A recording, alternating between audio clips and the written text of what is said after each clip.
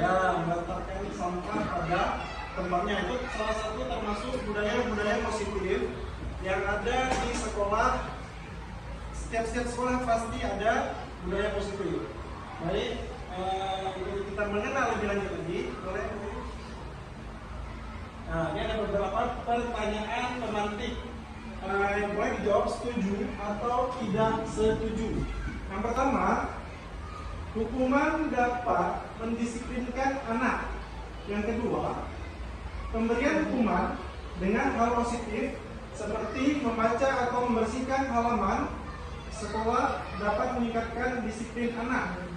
Yang ketiga, memberi penghargaan dapat meningkatkan motivasi belajar anak. Kira-kira soal yang pertama, setuju atau tidak setuju? Setuju.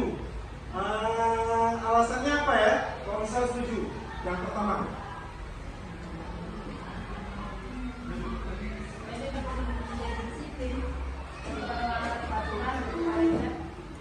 Gimana?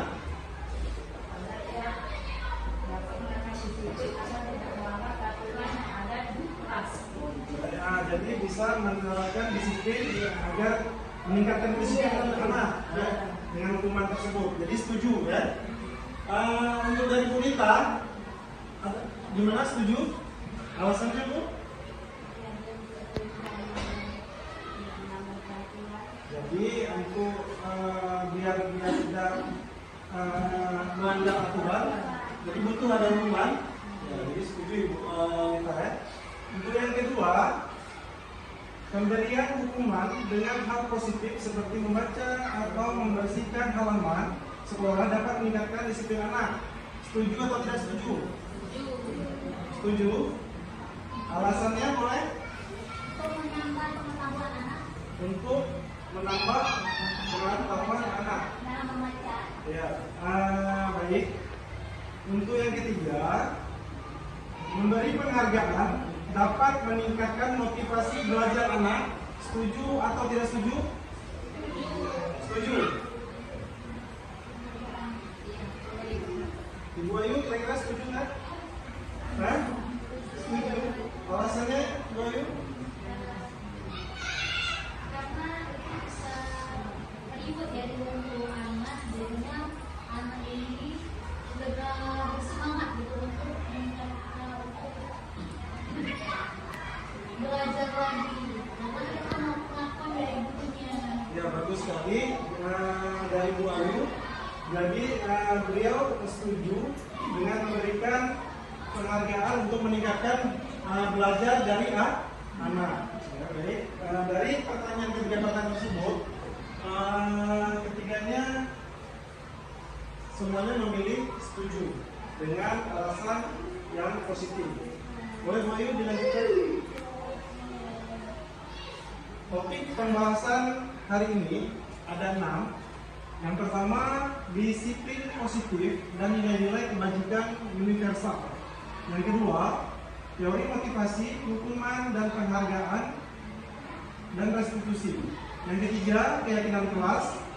4, kebutuhan dasar manusia dan dunia berkualitas. Yang kelima, restitusi.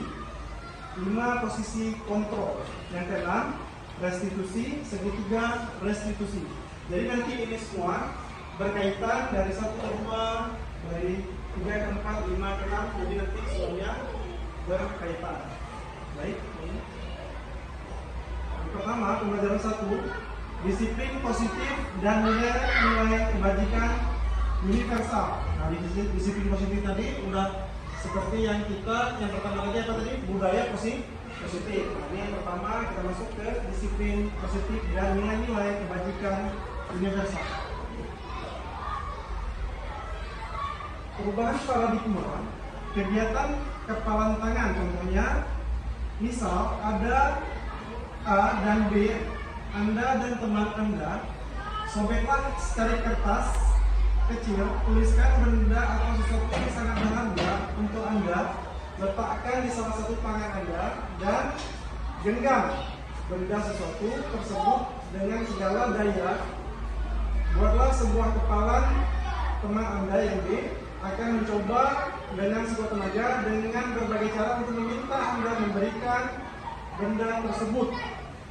Dia bisa membujuk, mengancam, menghardik, merayu, menyuap apa saja agar dapat membuka kepalan tangan Anda.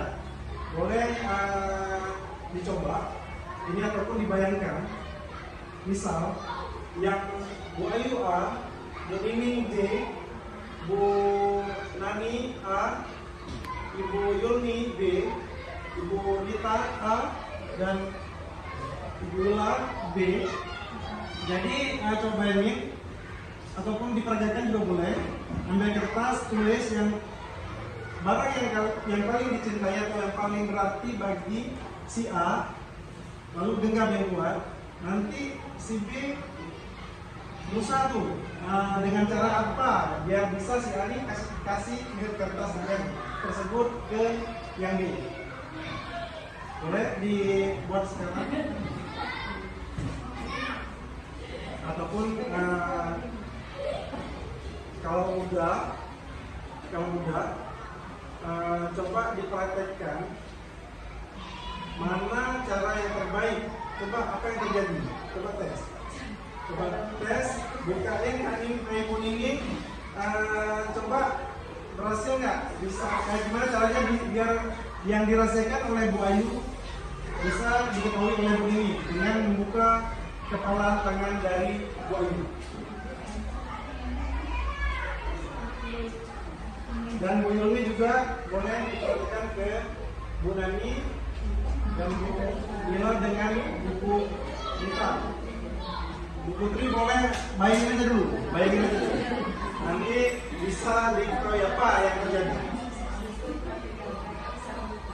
Ya betul.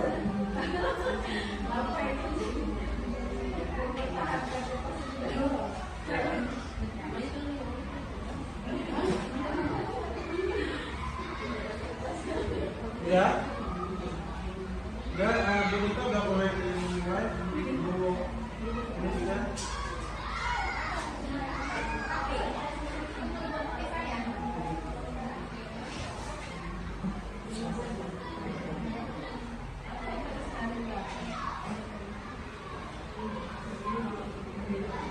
Kita coba yang pertama. Gimana Bu ini berhasil kan membuka tangan Bu Ayu? Belum berhasil?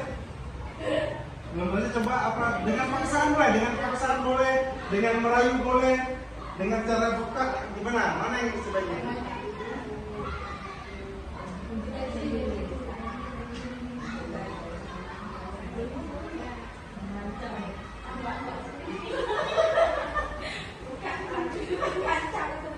Gimana? Udah berhasil Bu ini? Belum berhasil ya? Baik sekali.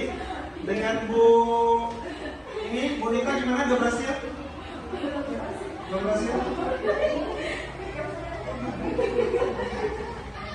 Ibu Yulni gimana? Berhasil? Berhasil? Nah, ini udah dapat kelas 1 yang berhasil. Gimana Ibu Yulmi bisa berhasil membuka tangan Ibu Nani? Dengan cara apa tadi? Halus dan membujunya. Apa isinya? Di dalam tangannya dan ibu perlu tahu apa di dalam tangannya itu. Dan akhirnya tahu apa isinya? Iya. Apa yang dirasakan Bu Nani? Biasanya Isinya apa yang di kertas? Apa handphone? Handphone ya. Nah, berarti Ibu Yulmi berhasil membujuk Bu Nani dengan cara membujuk dengan cara perlahan-lahan, dengan cara lemah lembut hingga berhasil membuka rahasia dari Ibu Nani. Sementara Ibu Nining sudah mencoba dengan berbagai cara, tapi Ibu Ayu bersikeras untuk mempertahankan apa yang dirasakannya. Nah, jadi Ibu Nining belum berhasil dan Ibu Nita juga Bu Ila belum berhasil membongkar apa rahasia dari Ibu Nita, padahal sudah mengancam ya. Sudah mengancam juga belum berhasil. Baik, jadi itu ya beberapa contoh yang terjadi, ada yang berhasil, ada yang tidak berhasil, tergantung caranya masing-masing. Baik, lanjut. Ibu Ayu. perubahan paradigma teori kontrol, teori pilihan, ilusi kontrol. Nah ini jadi untuk guru, untuk bisa membuat ilusi kepada muridnya. Yang pertama, ilusi guru mengontrol murid. Yang kedua, ilusi bahwa kritik dan membuat orang merasa bersalah dapat menguatkan karakter. Ilusi bahwa semua penguatan positif efektif dan bermanfaat. Ilusi yang keempat, ilusi bahwa orang dewasa memiliki hak untuk memaksa. Nah, ini beberapa contoh teori kontrol atau teori pilihan yang dimaksud ilusi kontrol. Baik. Perubahan paradigma, stimulus respon teori kontrol atau teori pilihan. Siapa sesungguhnya yang memiliki teori kontrol? Yang pertama, stimulus respon. Yang kedua, teori kontrol atau pilihan. Di contoh pertama, kita mencoba mengubah orang agar berpandangan sama dengan kita. Itu stimulus respon. Teori kontrolnya, kita berusaha memahami pandangan orang lain tentang dunia. Yang contoh kedua, perilaku buruk dilihat sebagai suatu kesalahan. Semua perilaku memiliki tujuan. Yang ketiga, orang lain bisa mengontrol saya. Contoh satu lagi yang kontrolnya, hanya Anda yang bisa mengontrol diri Anda.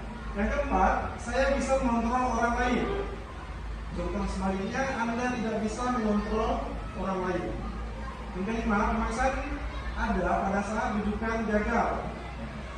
Kolaborasi dan konsensus menciptakan pilihan-pilihan baru.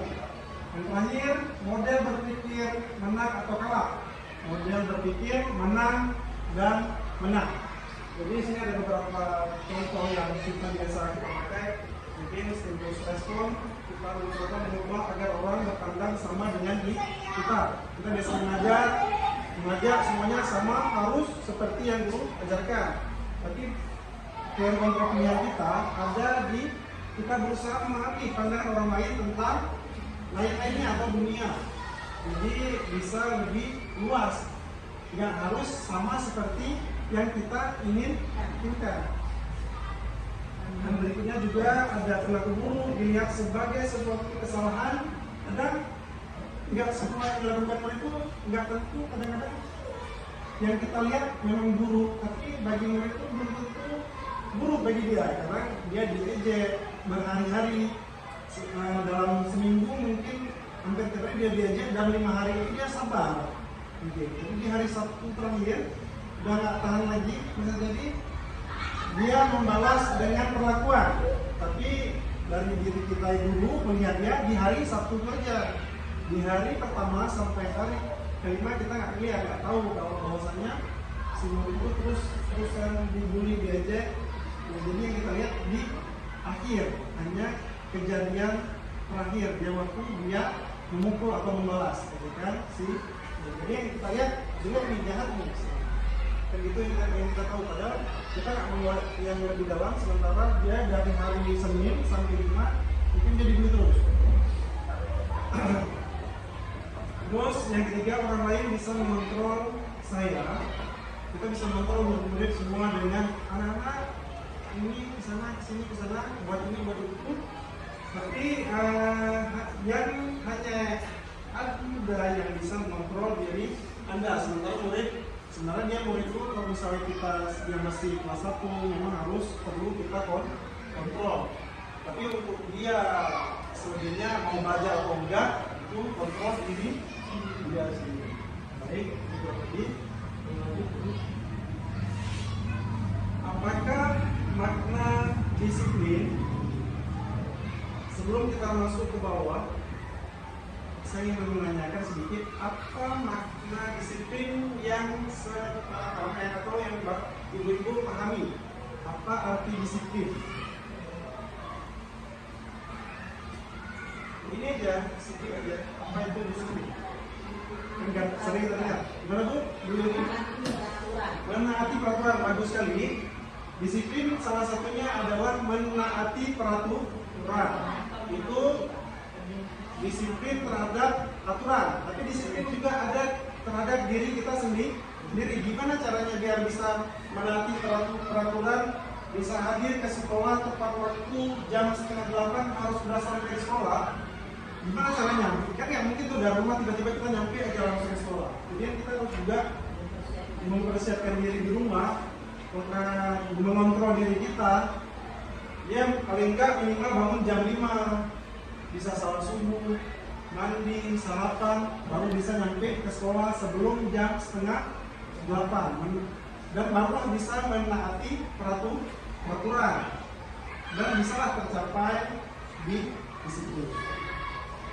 Nah, disiplin ini berasal dari bahasa Latin disciplina yang artinya belajar. Makna asal dari kata ini berkonotasi dengan disiplin dari diri dari murid-murid Socrates dan Plato.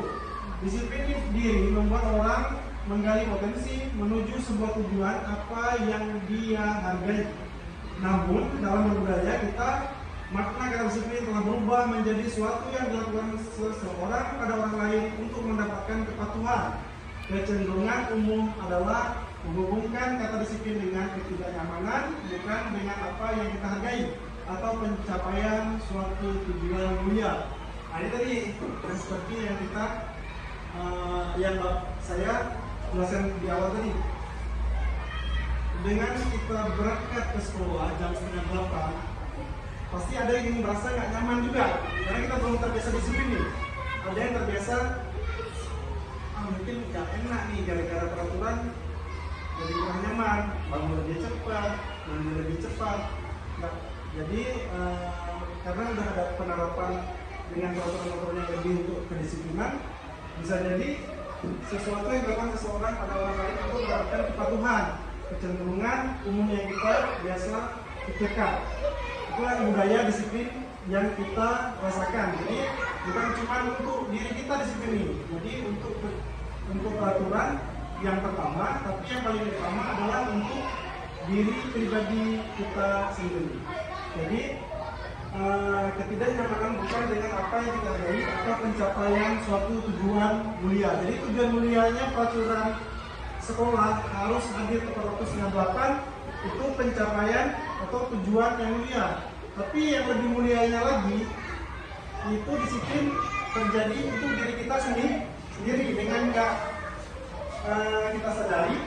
Mungkin yang sebelumnya mungkin agak telat sholatnya, jadi lebih tepat waktu.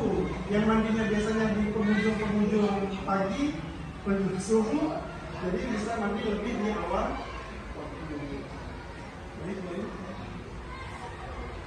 Nilai-nilai kebajikan universal. Nilai kebajikan adalah sifat-sifat positif manusia yang merupakan tujuan mulia yang ingin dicapai setiap individu. Nilai-nilai tersebut bersifat universal dan lintas bahasa, suku bangsa, agama maupun latar belakang. Setiap perilaku perbuatan memiliki suatu tujuan. Dari Dr. William Glasser pada teori kontrol 1984. Dengan mengaitkan nilai-nilai kebaikan yang diyakini seseorang, maka motivasi intrinsik akan terbangun sehingga menggerakkan motivasi dari dalam untuk dapat mencapai tujuan mulia yang diinginkan. Dari Gianni Glasser tahun 1998. Yang ketiga, nilai-nilai kebajikan yang ingin dicapai oleh setiap anak Indonesia kita kenal dengan profil pelajar Pancasila. Yang pertama, beriman, bertakwa kepada Tuhan Yang Maha Esa dan berakhlak mulia, mandiri, bernalar kritis, berkebinekaan global, bergotong royong, dan yang terakhir kreatif. Jadi yang kita pakai sekarang di pembelajaran kurikulum Merdeka Belajar yaitu profil pelajar Pancasila yang ada 6. Yang pertama beriman, mandiri, bernalar kritis, berkebinekaan global, bergotong royong, dan kreatif. Jadi itulah nilai-nilai kebajikan universal yang kita terapkan di kurikulum Merdeka Belajar. Ini mungkin sudah ibu-ibu pahami ya tentang profil pelajar Pancasila. Baik. Pembelajaran 2, teori motivasi, hukuman, dan penghargaan. lahir restitusi. Lanjut. Teori motivasi perilaku manusia. Yang pertama, untuk menghindari ketidaknyamanan atau hukuman apa yang akan terjadi apabila saya tidak melakukannya. Ini motivasi eksternal. Yang kedua, untuk mendapatkan imbalan dari orang lain atau pihak terkait apa yang akan saya dapatkan apabila saya melakukannya. Motivasi eksternal. 3. Untuk menghargai diri sendiri, saya akan menjadi orang yang seperti apa bila saya melakukannya. Motivasi internal. Motivasi dari diri kita sendiri. Kalau yang ketiga ini, tujuan disiplin positif yang lahir dari diri kita sendiri.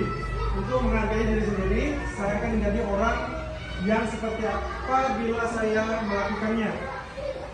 Ini contoh-contoh teori motivasi perilaku manusia.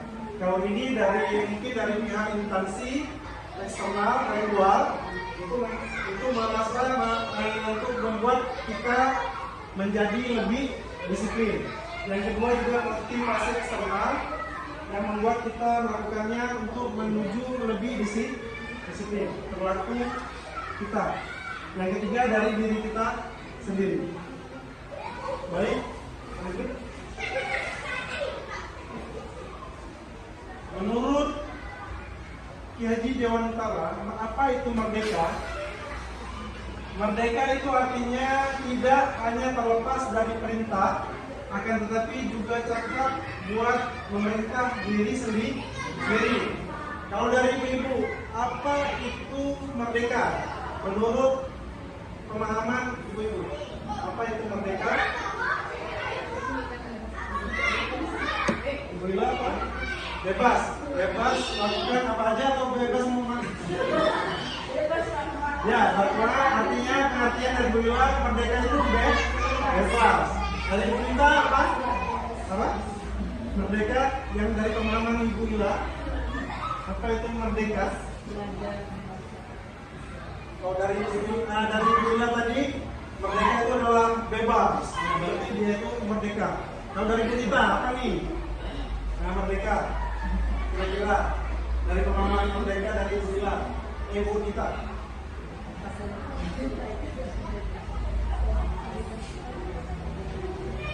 Dari ibu apa? Kalau merdeka apa?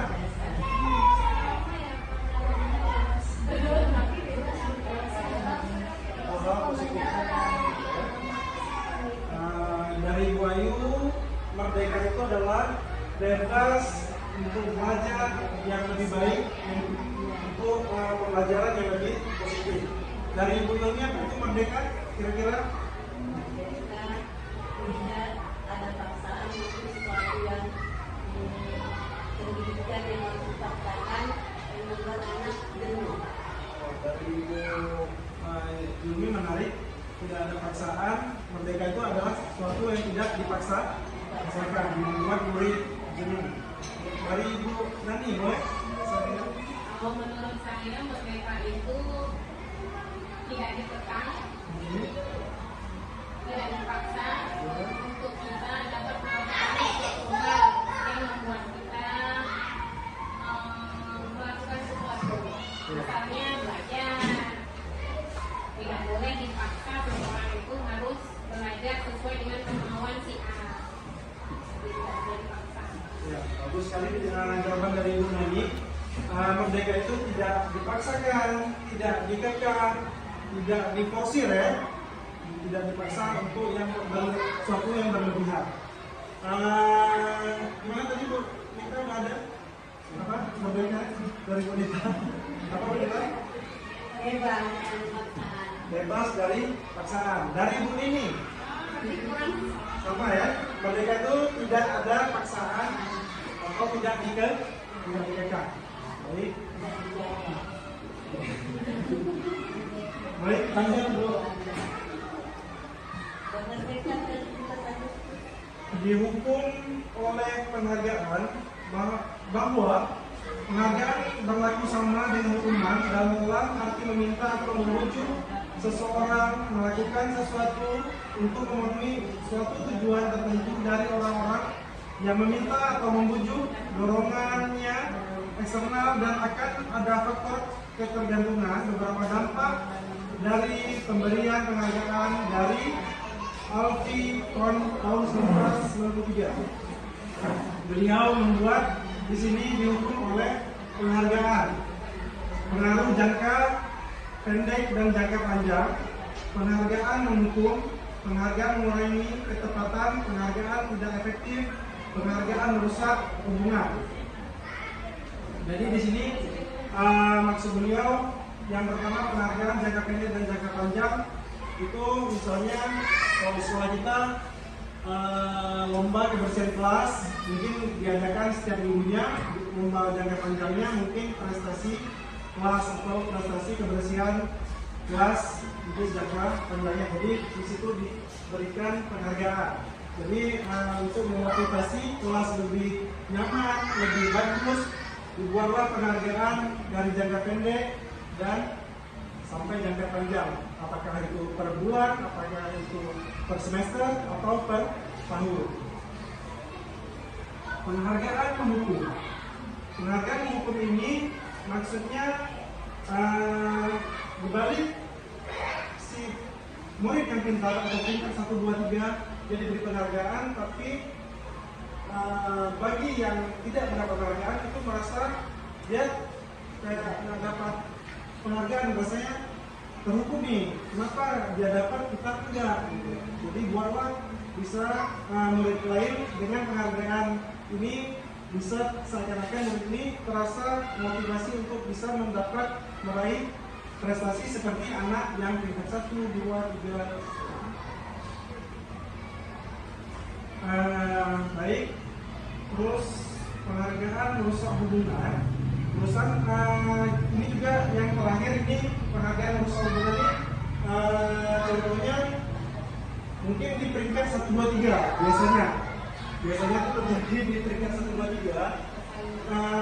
Di semester 1 dia dapat mungkin ranking 1, di semester 2 dia ranking turun ke ranking 2 atau 3.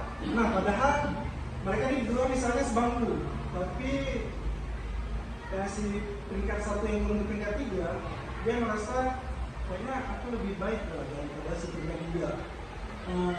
Ada dia beberapa pelajaran dia juga menanyakan kepada saya gitu, dari bagi perasaan si murid ini merasa lebih baik daripada yang peringkat 1. Karena kan ada penilaian dari guru masing-masing.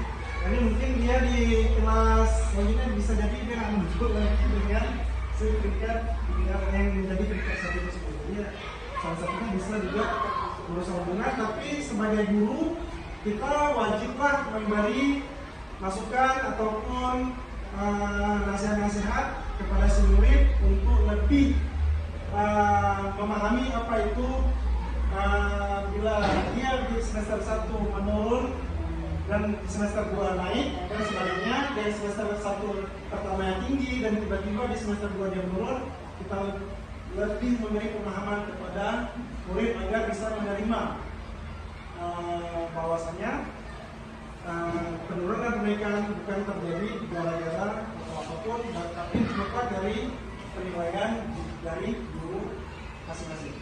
Baik, lanjut. Dihukum oleh penghargaan menurunkan kualitas, penghargaan mematikan kreativitas, penghargaan mengurangi motivasi intrinsik. Contohnya penghargaan mematikan kreativitas atau menurunkan kualitas. Ini bagi yang mungkin peringkat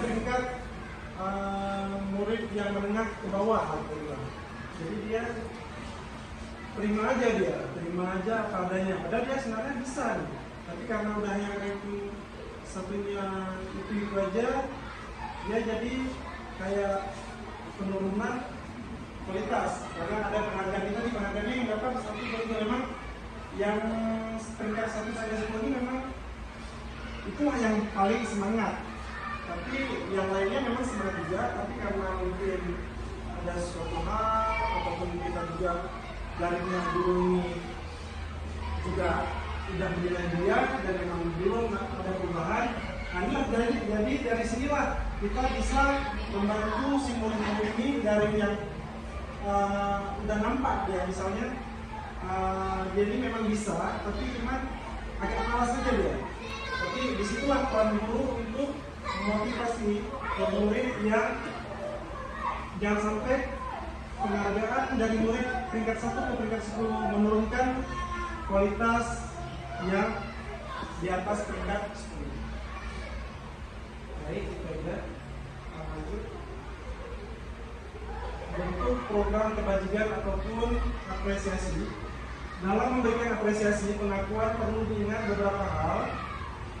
Beri pengakuan secara khusus, beri pengakuan secara pribadi, beri pengakuan kepada semua murid bergantian, beri pengakuan secara konsisten, fokus pada proses.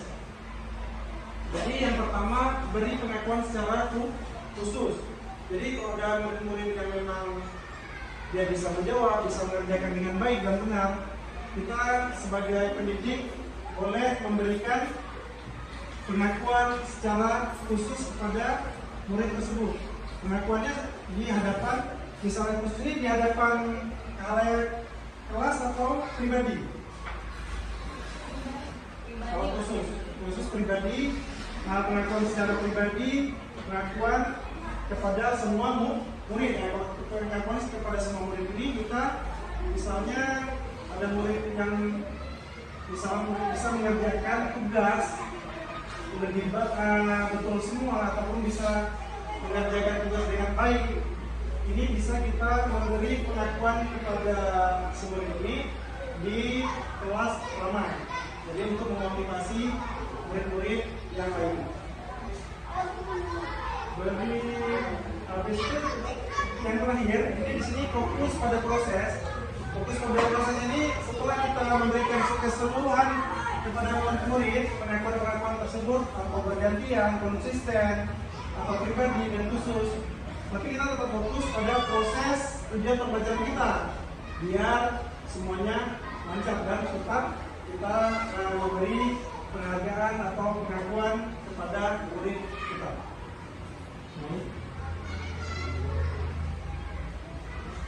Contoh pengakuan apresiasi kebajikan. Ini contohnya. Di sini ada kalimat pertama.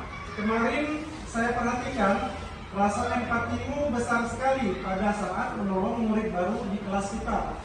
Nah itu kita kasih pujian ataupun ini tadi pengakuan kepada murid yang melakukan hal kebaikan. Di sini ada mukanya kemarin saya perhatikan nilai kebajikannya, rasa empatimu besar sekali. Situasinya pada saat menolong murid baru di kelas kita. Jadi dia ada menolong murid baru, terus kita memberi pengakuan atau apresiasi terhadap kegiatan si murid tersebut. Yang kedua, saya menghargai kepedulianmu, atau bisa buat ibu menghargai kepedulianmu pada saat kamu membantu teman-temanmu di tugas kelompok. Terus ada satu contoh lagi, terima kasih untuk rasa tanggung jawabmu pada saat kamu memungut kertas-kertas yang berserakan di lantai. Nah ini kita apresiasi, ya cuman kita bilang, kita ketemu sama-sama. Maksudnya udah selesai, duduk dia lagi. Jadi dia kayak ada apa gitu dengan dia. Dia tidak pernah. Jadi langsung kita kasih apresiasi untuk si anak. Terima kasih tanggung jawabmu besar sekali gitu. Jadi lebih mungkin dia teringat untuk besok dia. Jadi murid ini memang kecil bagi kita tapi besar bagi si murid. Baik. Tindakan guru, hukuman atau konsekuensi. Jadi di sini ada beberapa tindakan guru, 1, 2, 3, 4, 5, 6, 7 tindakan. Nanti bisa diperhatikan di sini ada 7 tindakan ini. Apa yang cocok diisi di sini? Apakah hukuman atau sebuah konsekuensi? Jadi ini saya ingin bagikan kepada ibu-ibu kertas. Nanti tinggal jawab aja 1, 2, 3, 4 itu. Apakah jawaban aja langsung hukuman atau sebuah konsekuensi?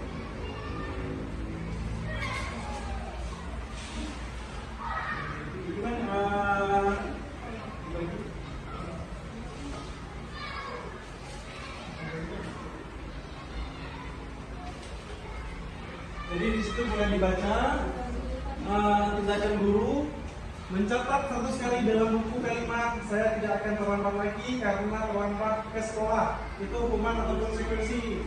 Misalnya hukuman, tulis hukuman. Misal sebuah konsekuensi, tulis konsekuensi. Dibuat nomornya, misalnya seperti 1, 2, 3, 4, 5, 6, 7. Tanya nggak nampak? Ya, tadi apa yang dia baca? Boleh, boleh saya bacakan. Jadi tidak langsung tulis di situ isi hukuman atau konsekuensi. Nomor satu, mencatat 100 kali di dalam buku kalimat saya tidak akan terlambat lagi karena terlambat ke sekolah. Boleh dijawab konsekuensi atau hukuman?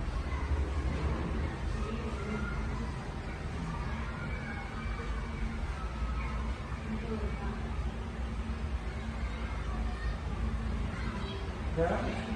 Yang kedua, lari mengelilingi lapangan basket 2 kali karena terlambat hadir di sekolah.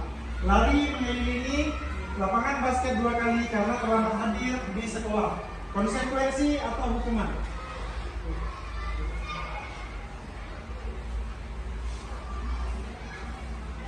Ini hukuman boleh diisi. Tidak membawa aja. Hukuman atau konsekuensi ada di tindakan guru. Baik, yang ketiga, murid diminta untuk push up 15 kali karena tidak menggunakan masker ke sekolah. Jadi guru menyuruh murid push up 15 kali karena tidak memakai masker ke sekolah. Hukuman atau konsekuensi?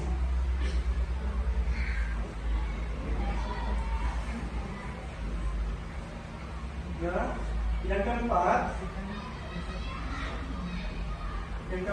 menggantikan kertas tugas teman yang telah dicoret-coret. Menggantikan kertas tugas teman yang telah dicoret-coret. Konsekuensi atau hukuman? Yang kelima, membersihkan tumpahan air di meja tulis karena tersenggol pada saat belajar. Ini konsekuensi atau hukuman?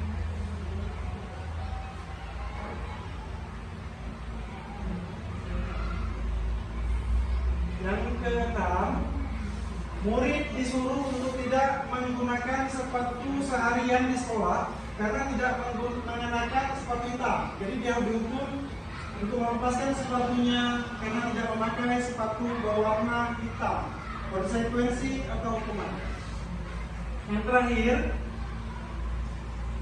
lari mengelilingi lapangan basket 2 kali karena terlambat 10 menit untuk pelajaran PJMK. Konsekuensi atau hukuman?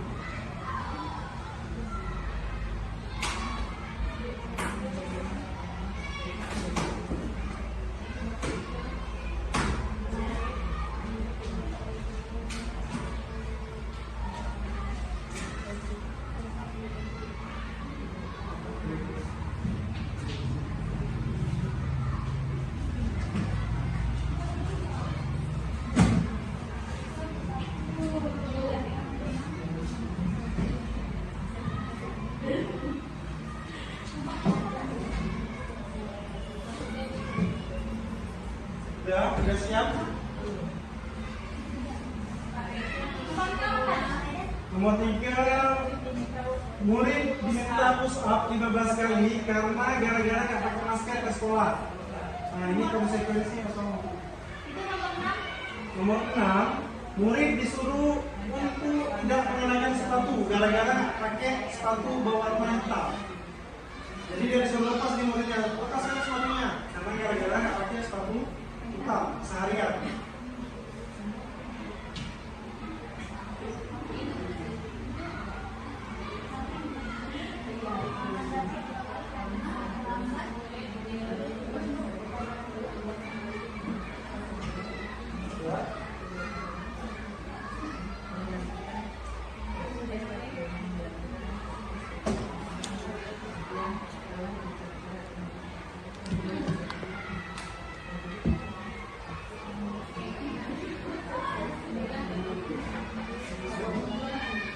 Siap Bunita? Ini Bunita? Bisa? Apa isi terus?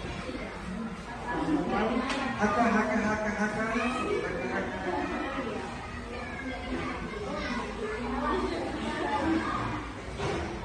Kasih contoh apa cepat.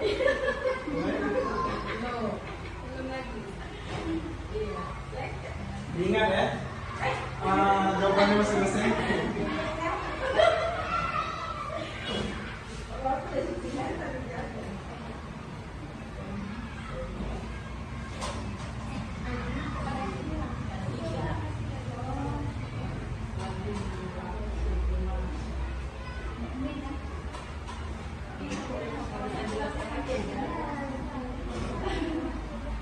Nah, di sini yang pertama ada yang menjawab konsekuensi hukuman, 6 konsekuensi, yang terakhir 7 hukuman.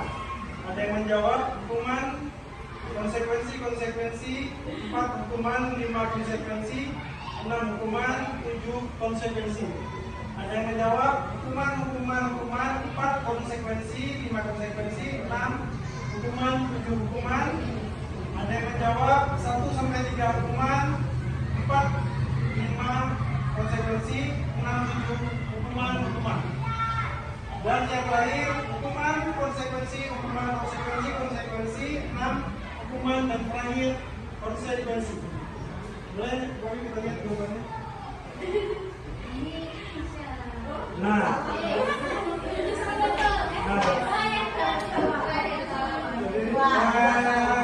ada yang betul semua? Ada? Oh, ada yang betul berapa tadi? Nah, dasar betul. Ya. Nah, betul 6. Nah, Ibu Yono betul berapa?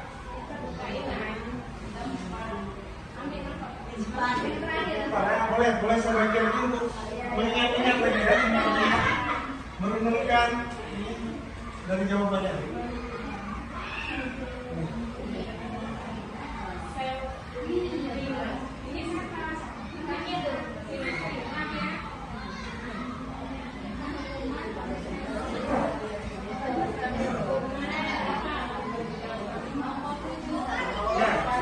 Bunita ada yang salah? 1. Oh, luar biasa Bunita. Penalarannya sampai 6 betul, 1 silam.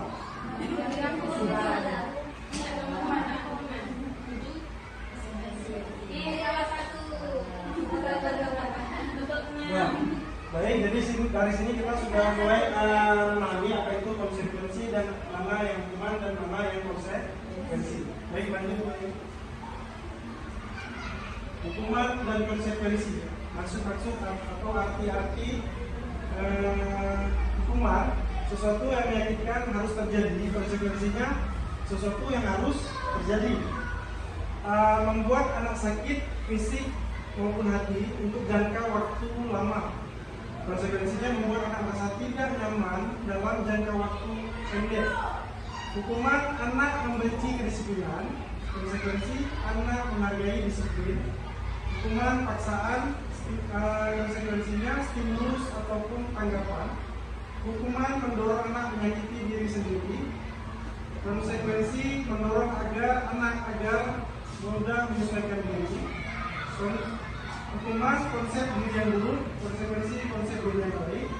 Hukuman anak belajar untuk menyembunyikan kesalahan, konsekuensinya anak belajar untuk mematuhi peraturan. Hukuman marah, rasa bersalah, dipermalukan, merasa tidak dihargai, konsekuensinya kehilangan hak, dibuat tidak nyaman, diasingkan untuk sementara atau tempoh. Duduk.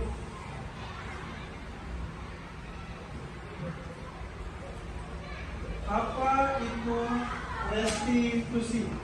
Restitusi adalah, pernah dengar restitusi sebelumnya? Bu Yami, pernah dengar restitusi sebelumnya? Di PPKP itu Ibu? Memperbaiki kesalahan itu. Memperbaiki kesalahan. Ya, Bu Putri, Pak. Memperbaiki kesalahan atau membalikkan atau mengganti kerugian. waktu dia. Restitusi adalah sebuah proses menciptakan kondisi bagi murid untuk memperbaiki kesalahan mereka sehingga mereka bisa kembali pada kelompok mereka dengan karakter yang lebih kuat. Restitusi juga merupakan proses kolaboratif yang mengajarkan murid untuk mencari solusi untuk masalah mereka dan membantu murid berpikir tentang orang seperti apa yang mereka ingin menjadi tujuannya dan bagaimana mereka harus memperlakukan orang lain. Jadi restitusi ini nanti kita bisa lihat dari video apa itu restitusi biar lebih jelas lagi. Baik, bagi 9 ciri-ciri restitusi. Yang pertama, bukan untuk menebus kesalahan, namun untuk belajar dari kesalahan. Yang kedua, memperbaiki hubungan. 3, tawaran, bukan paksaan. 4, restitusi menuntut untuk melihat ke dalam diri. 5, restitusi mencari kebutuhan dasar yang mendasari tindakan. 6, restitusi diri adalah cara yang paling baik. 7, restitusi fokus pada karakter bukan tindakan. 8, restitusi fokus pada solusi. Yang terakhir 9, restitusi mengembalikan murid yang berbuat salah pada kelompoknya. Pembelajaran 3, keyakinan kelas. Keyakinan kelas ini ada nggak? Kita buat keyakinan kelas di kelas masing-masing? Ada ya? Keyakinan kelas itu seperti contohnya peraturan. Kalau dulu itu bahasanya peraturan di kelas. Nggak boleh buang sampah sembarangan, nggak boleh berbicara saat guru sedang menjelaskan, tidak boleh mengganggu teman, menghargai, tapi harus menghargai teman. Itu salah satu contoh keyakinan kelas. Nah, dulu itu peraturan kelas. Jadi biar lebih nyaman lagi, keyakinan kelas. Mengapa tidak peraturan saja? Mengapa harus keyakinan kelas? Mengapa kita tidak memiliki peraturan kelas? Peraturan harus menggunakan helm bila mengendarai kendaraan roda 2. Mengapa kita tidak memiliki peraturan 3M? Menggunakan masker, mencuci tangan, dan menjaga jarak 1,5 meter. Ketiga, mengapa kita memiliki peraturan harus datang tepat waktu pada saat mengikuti pelatihan untuk mendukung motivasi intrinsik kembali ke nilai-nilai keyakinan-keyakinan lebih menggerakkan seseorang dibandingkan mengikuti serangkaian peraturan-peraturan. Sini yang paling tengah ada peraturan kelas, yang hijau keyakinan kelas, yang kuning lingkungan positif, yang coklat budaya positif. Jadi dari peraturan yang dulunya peraturan kelas, terus didalami dengan keyakinan kelas, kalau sudah didalami di keyakinan kelas, jadi lingkungan sekolah menjadi positif, dan setelah menjadi lingkungan positif bisa yang lebih luasnya lagi menjadi budaya. Udah jadi memang sudah jadi kebiasaan di lingkungan atau di sekolah tersebut. Baik, lanjut. Yang mana merupakan keyakinan kelas? Mengapa? Ini contoh keyakinan kelas yang ada di kelas, tiapnya kelas yang masing-masing, yang ada di kelas kita masing-masing.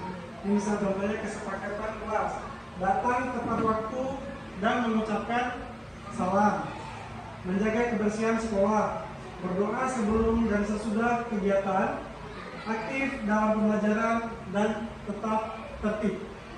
Kesepakatan kelas yang pertama, kami guru dan murid yang saling menyayangi. Yang B, kami murid yang semangat belajar. Yang C, kami murid yang peduli dengan teman-teman. Jadi ini beberapa contoh keyakinan yang ada di kelas kita masing-masing.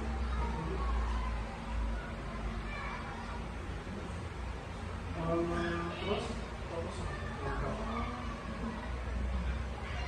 peraturan selalu kembalikan buku ke tempatnya.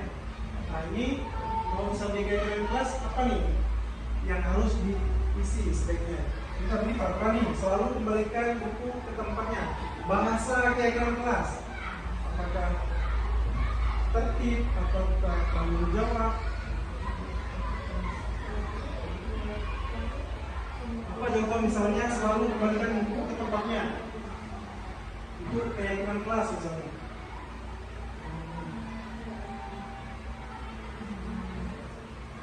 Ini kalau misalnya dilarang mengganggu orang lain, berarti menghargai ya, saling menghargai, tidak mengganggu orang lain. Kalau selalu kembalikan buku ke tempatnya mungkin lebih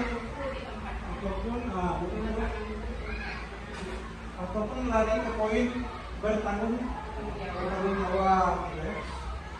Hadir di sekolah 15 menit sebelum pembelajaran dimulai, mungkin ke disiplin ya, gitu. Coba nah ini ya yang dimaksud tadi, selalu kembalikan buku ke tempatnya, larinya ke tanggung jawab, dilarang dengan orang lain, menghormati atau menghargai orang lain, hadir di sekolah 15 menit sebelum pembelajaran dimulai, lebih ke menghormati orang lain dan berkomitmen. Atau bisa lagi dimudahkan, misalnya kelas 1 mungkin bisa diisi di disiplin gitu ya. Jangan berlari di kelas atau koridor, keselamatan atau keamanan. Baik. Pembelajaran keempat, kebutuhan dasar manusia dan dunia berkualitas. Kebutuhan dasar manusia yang umum. Kira-kira menurut ibu apa nih kebutuhan dasar manusia? Ya, betul, makan, minum, yang pakaian yang paling utama, tempat tinggal. Baik, lanjut Bu. Nah, ini dia tadi kebutuhan dasar manusia. Yang pertama bertahan hidup. Untuk mencapai bertahan hidup bisa mendapatkan kasih sayang dan merasa diterima, penguasaan, kesenangan, kebebasan. Lanjut. Pembelajaran 5 posisi kontrol. Nah, ini tadi ada satu program dengan restitusi ya. Lanjut. 5 posisi kontrol, ada perilaku kontrol negatif. Yang pertama pemukul, yang kedua pembuat merasa bersalah. Perilaku kontrol positif, teman, pemantau, kontrol diri, yaitu manajer. Jadi ini ada 5 macam posisi kontrol yang biasa guru-guru melakukannya terhadap murid. Contoh misalnya pemukul, misal ada murid yang buat kesalahan, kita beri hukuman atau kita membuat dia merasa bersalah, atau guru membuat murid itu seperti teman. Kenapa? Itu kan hanya pemukulan yang seperti teman atau seperti memantau, dan yang terakhir yang kelima manajer. Untuk lebih jelasnya lagi kita bisa menyaksikan video berikut ini. Baik.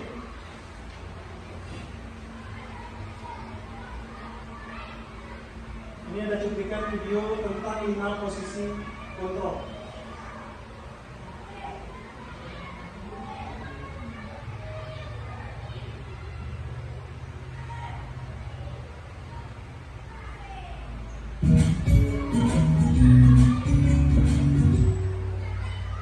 Salam bahagia Ibu dan Bapak Guru hebat. Dalam penerapan disiplin positif restitusi, salah satu program yang dikembangkan adalah 5 posisi kontrol. 5 posisi kontrol dalam restitusi adalah proses perjalanan seorang pendidik agar dapat mengenali dirinya. Pada video kali ini, kita akan membahas tentang 5 posisi kontrol yang dikembangkan oleh Diane Wilson dan contoh penerapannya. Ibu bisa diperhatikan 5 posisi kontrol dan 5 contoh di video ini. 5 posisi kontrol itu adalah 1. Posisi menghukum. 2. Posisi membuat merasa bersalah. 3. Posisi teman. 4. Posisi pemantau atau monitor. Dan 5. Posisi manajer. Untuk lebih memahami kelima posisi tersebut, mari kita saksikan kasus Naren yang terlambat hadir 20 menit di sekolah dan melihat bagaimana kelima posisi kontrol dalam menghadapi masalah tersebut.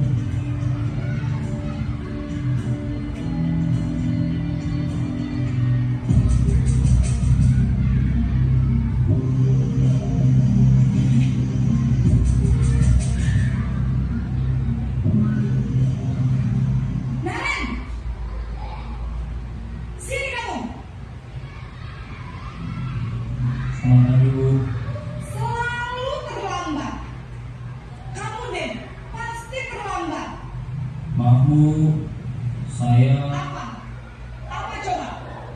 Alasan kamu apa lagi? eh, Kapan sih kamu tidak terlambat?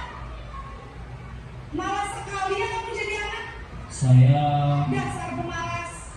Gak kapok-kapok sih kamu. Sudah berapa kali terlambat? Sana, kamu keliling lapangan basket 2 kali. kenapa saya harus ke lapangan basket Bu? Kenapa? Kamu melawan ibu. Berani-beraninya jawab. Sudah terlambat, masih berani jawab enggak? Sekarang, keliling lapangan basket 5 kali sekalian. Biar kapok. Cepat. Pergi sana ke lapangan basket. Posisi penghukum biasanya berbicara dengan nada tinggi, menghardik, menunjuk-nunjuk, menyakiti, dan menyindir. Hukuman bisa berupa fisik maupun psikis. Ibu dan bapak guru hebat.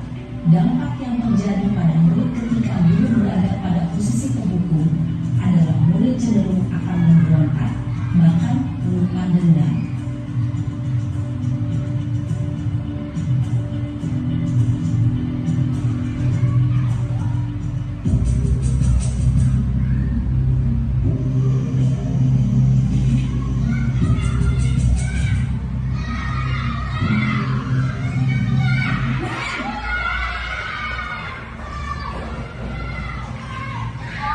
Selamat pagi Bu.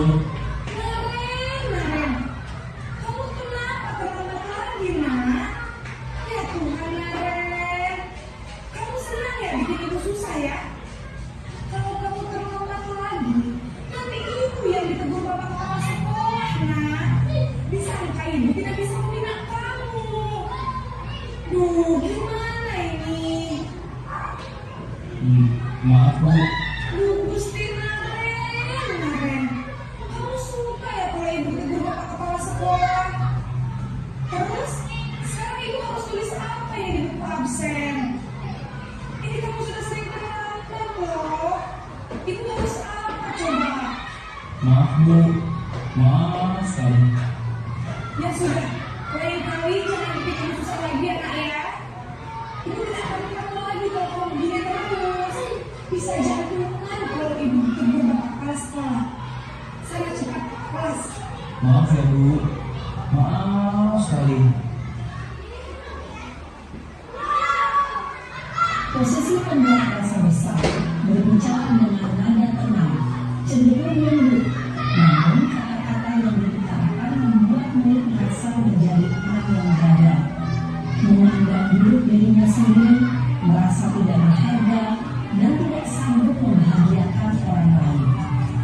Ketika guru mengambil posisi pembuat rasa bersalah, murid akan menganggap dirinya yang bersalah dan ia akan menyimpan emosi negatif tersebut di dalam dirinya.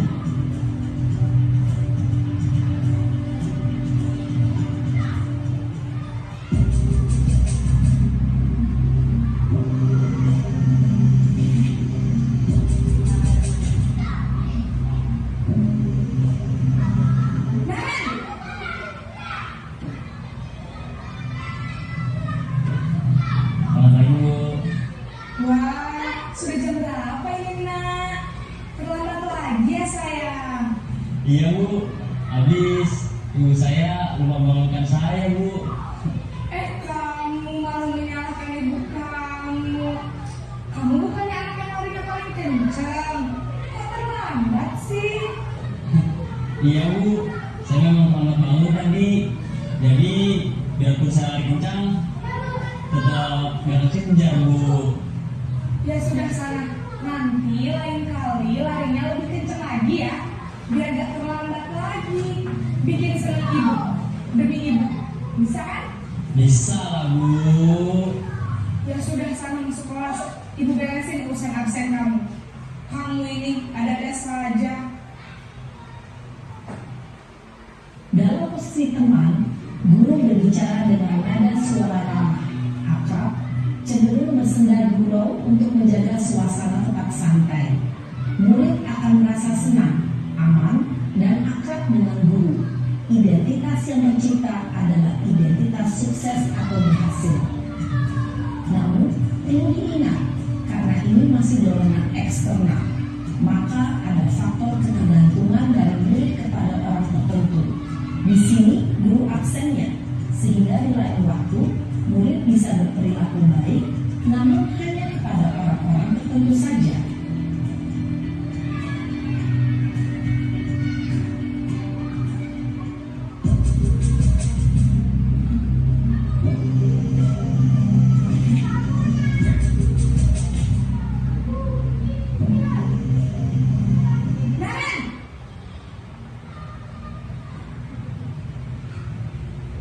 Selamat pagi Bu. Naren, apa peraturan sekolah kita tentang jam berapa kita harus masuk sekolah, Nak? Kita harus di sekolah jam 7 Bu. Iya betul, sekarang sudah jam 7.20. Naren sudah tahu konsekuensinya jika terlambat hadir. Paham Bu, saya harus tinggal kelas pas jam istirahat selama 20 menit. Iya benar, konsekuensinya demikian. Jadi nanti jam 9.30 pas istirahat, kamu harus tinggal di kelas, kerjakan tugas tambahan untuk ketertinggalan kamu, ya? Baik Bu. Posisi pemantau mengandalkan penghitungan atau data untuk mengontrol murid. Guru mengarahkan murid berdasarkan peraturan dan konsekuensi. Seorang pemantau menunjukkan bahasa tubuh dan ekspresi wajah yang datar dan cenderung formal.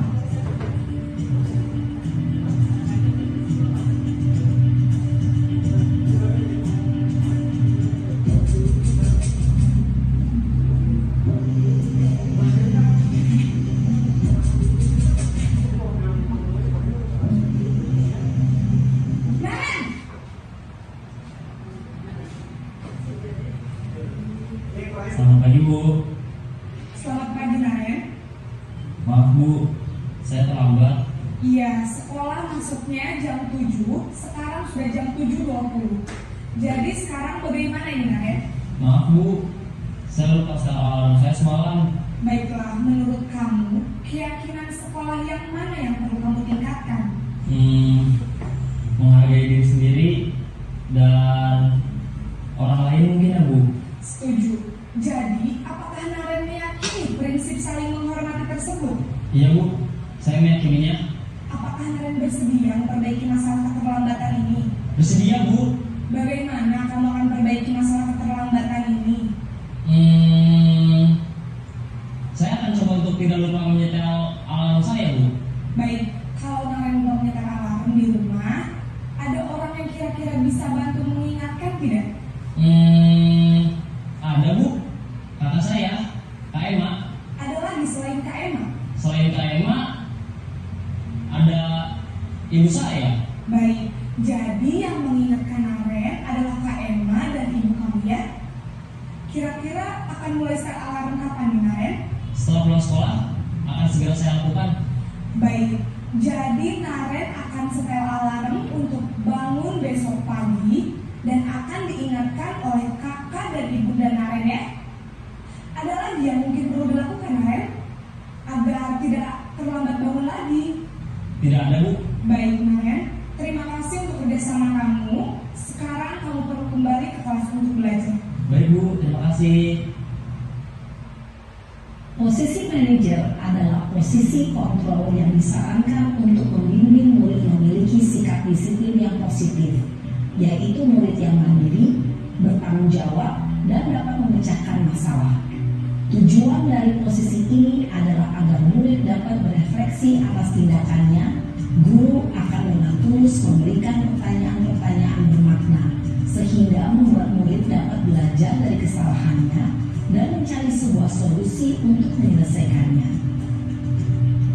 Ibu dan Bapak guru hebat, setelah mengamati adegan kelima posisi kontrol tadi, kira-kira posisi mana yang paling ideal? Posisi mana yang dapat menunjang motivasi intrinsik murid? Ya, tentu posisi manajer. Posisi ini memang posisi ideal yang ingin dituju setiap pendidik. Pada posisi inilah, guru dapat menerapkan disiplin positif yang berpihak pada murid, yang memerdekakan murid. Perjalanan seorang pendidik tentunya tidak mudah untuk sampai pada posisi seorang manajer. Namun, tujuan kita pasti, yaitu menciptakan murid-murid yang mandiri, merdeka, dan bertanggung jawab. Semoga penggambaran 5 posisi kontrol yang telah diperlihatkan ini dapat menjadi ajang refleksi bagi kita semua agar dapat terus mengasah dan menerapkan disiplin positif yang memerdekakan murid. Mari terus berlatih dan bersemangat. Selamat menerapkan. Salam dan bahagia Ibu dan Bapak Guru hebat.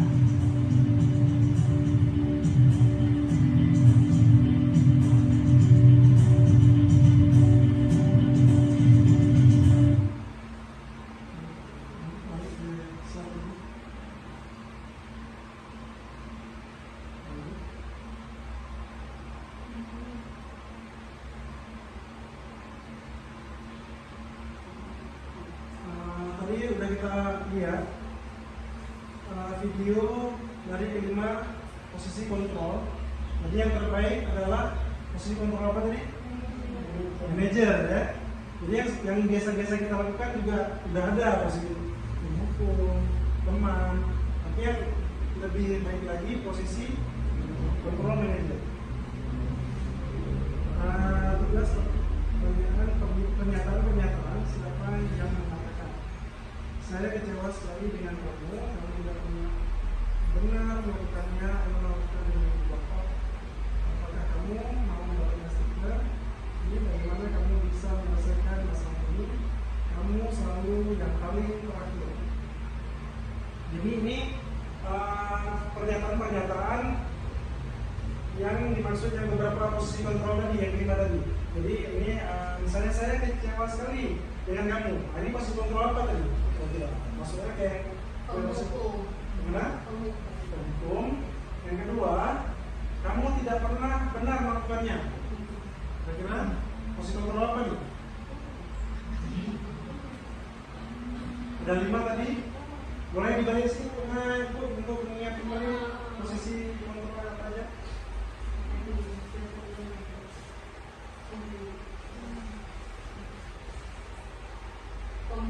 Pembuat merasa bersalah.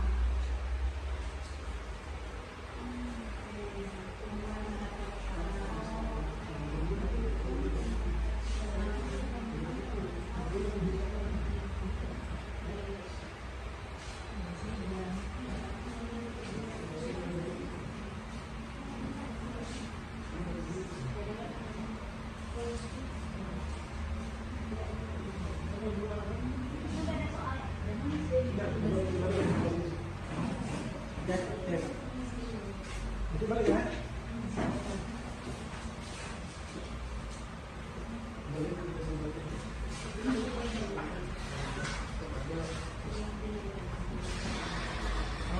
Udah ingat 5 posisi kontrolnya apa aja? Udah ingat, balik ke soal yang tadi. Ada yang pertama ada posisi kontrol penghukum, pembuat merasa bersalah. Yang ketiga ada teman, pemantau, dan yang terakhir manajer. Boleh balik ke 5 soal tadi?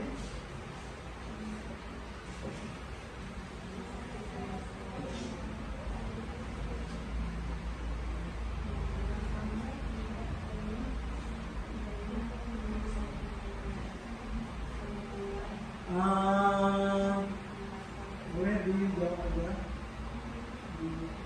Langsung jawabannya aja ya.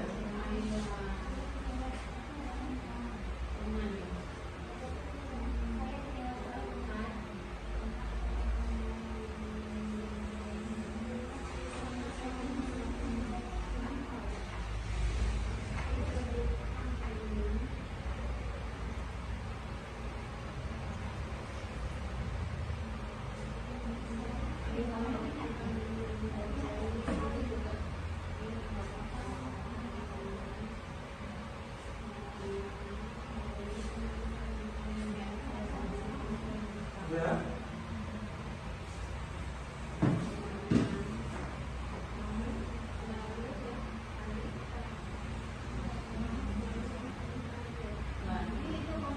Kamu selalu yang paling terakhir. Nih, kamu selalu yang paling terakhir. Kamu selalu paling terakhir. Bahasanya gitu.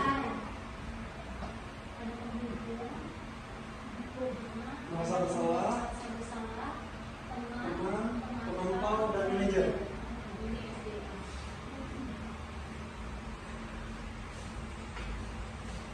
Nah, baik. Jawabannya boleh dipegang masing-masing. Kita lihat jawabannya, tolong lagi. Nah, untuk yang pertama, jawabannya saya kecewa sekali dengan kamu. Nah, jadi dia si murid ini merasa bersalah. Itu teori merasa bersalah. Yang kedua, kamu tidak pernah benar makanya buku. Ayolah lakukan demi ibu bapak, teman, kan? Apakah kamu mau mendapatkan stiker? Mantap. Bagaimana kamu bisa menyelesaikan masalah ini? Nah, itu yang begitu. Kamu selalu yang paling terakhir.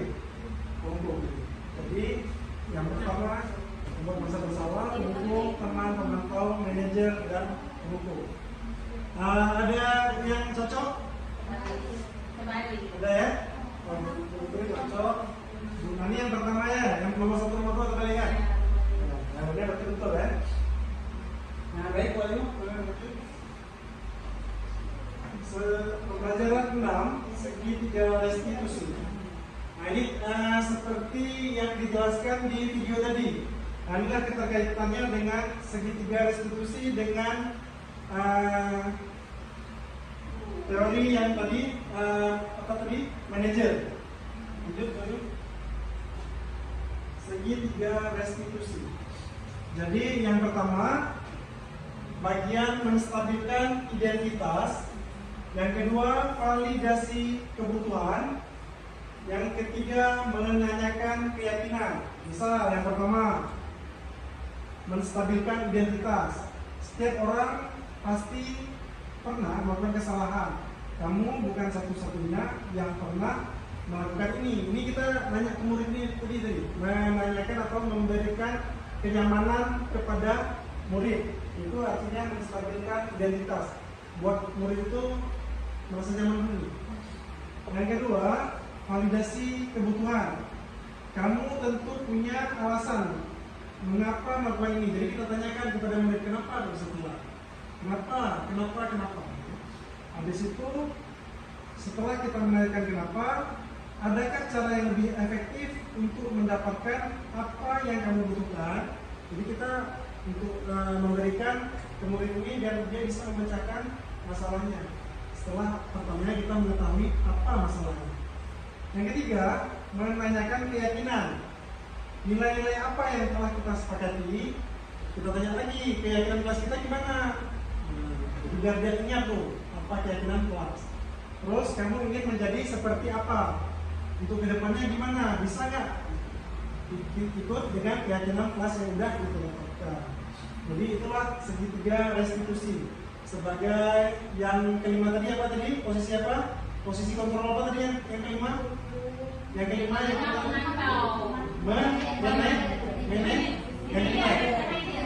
yang kelima terakhir posisi kontrol manajer. Jadi itulah dia segitiga restitusi. Jadi di posisi kontrol manajer itu ada segitiga restitusinya. Baik, lanjut. Yang pertama tadi menstabilkan identitas. Guru berkata berbuat salah itu hal yang manusiawi. Tidak ada manusia yang sempurna. Bapak Ibu juga pernah membuat salah. Kita pasti bisa menyelesaikan permasalahan ini. Bapak Ibu tidak tertarik untuk mencari tahu siapa yang benar, siapa yang salah. Bapak Ibu lebih tertarik untuk menyelesaikan masalah. Kalau kamu menyalahkan dirimu sendiri terus-menerus, apakah kamu bersikap baik pada dirimu sendiri? Ini yang pertama tadi, menstabilkan identitas. Yang kedua, validasi kebutuhan. Guru berkata, kamu bisa saja melakukan hal yang lebih buruk, tapi kamu tidak melakukannya, kan?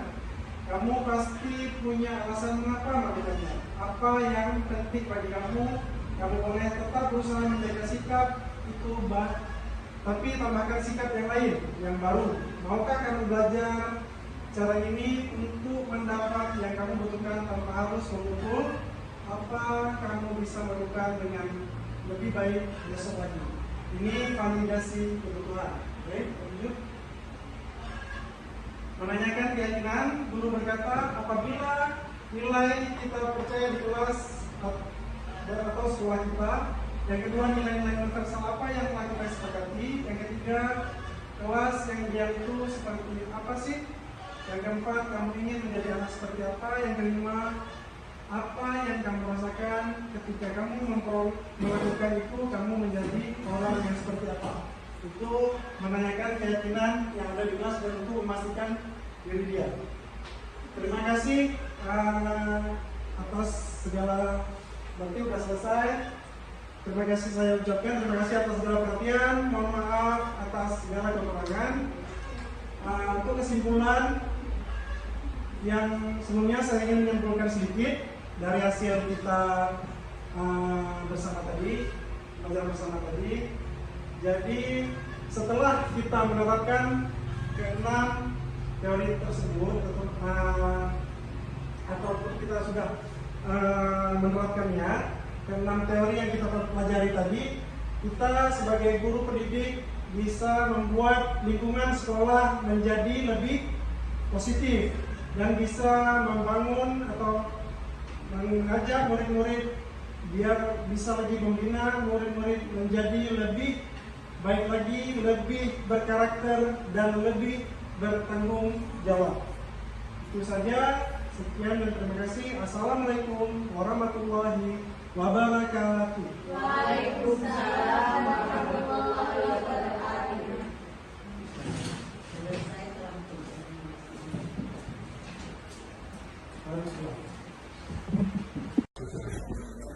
Assalamualaikum warahmatullahi wabarakatuh. Saya Mohroji, SPD, Kepala Sekolah SD Negeri Luk Bendangara. Pak Reja telah melakukan diseminasi budaya positif dengan berkolaborasi bersama para guru untuk menciptakan kebiasaan-kebiasaan yang mendukung terciptanya budaya positif di sekolah. Saya berharap beliau dapat sukses menjadi agen perubahan dalam meningkatkan mutu pendidikan. Assalamualaikum warahmatullahi wabarakatuh.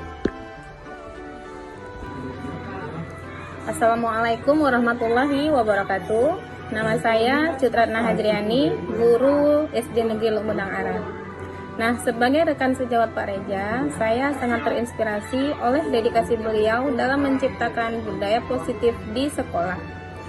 Pak Reja juga memperkenalkan cara-cara efektif untuk membentuk kebiasaan baik di kalangan siswa. Dimulai dengan membuat kesepakatan kelas yang berdampak sangat nyata. Selain itu, beliau juga mengajarkan kami tentang segitiga restitusi sebagai pendekatan untuk menyelesaikan persoalan siswa dengan cara yang lebih konstruktif. Terima kasih Pak Reja atas upaya dan kontribusi Anda. Semoga terus membawa perubahan yang lebih baik bagi kita semua. Wassalamualaikum warahmatullahi wabarakatuh.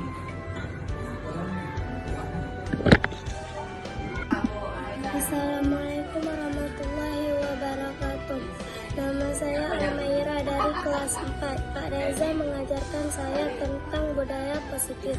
Kami mulai dengan membuat keyakinan kelas yang disepakati bersama teman-teman. Kesepakatan ini membuat kami terbiasa berperilaku baik tanpa paksaan dan akhirnya menjadi budaya positif di kelas. Assalamualaikum warahmatullahi wabarakatuh.